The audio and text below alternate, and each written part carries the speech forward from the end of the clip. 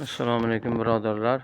Mana biz hozir Hazrat Poyanda Muhammad Shoh Asi Fayzobodiy bobomizni masjidlaridamiz. Birinchi masjidlarida.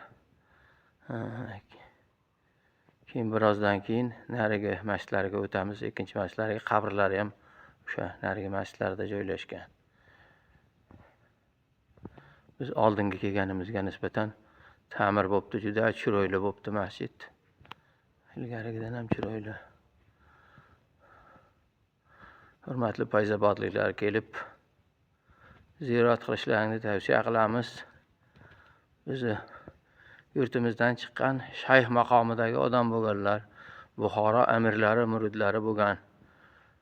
Shularni sa'y harakati bilan shu masjidlar barpo bo'lgan ekan. O'zlari mablag'laridan Buxoro amirlari ham yordam qilgan ekan.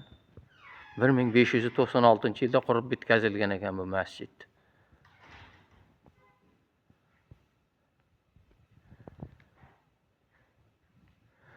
Buni xudo xolasa fayzobodliklarga joylashtiramiz buni. Mana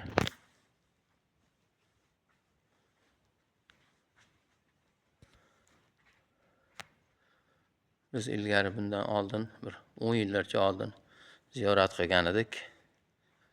Yana keldik xudo xolasa. Mahallamizda chiqarilgan kitobga bu bobomiz ham nomlari kiritilgan. Shunga yana o'sha kitobdan ham birga topshirib ketyapmiz. O'zgarish katta. O'zgarish juda katta.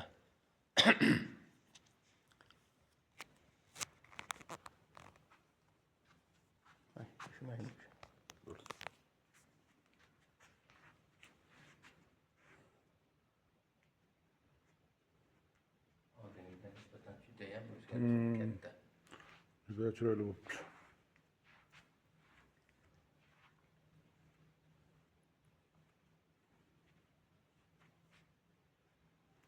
Binoni asosiy holati o'sha eski holati o'sha.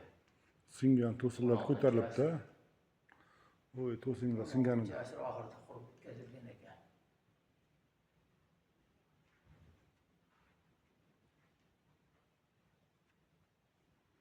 Bu eski masjidlarda bu. Birinchisi.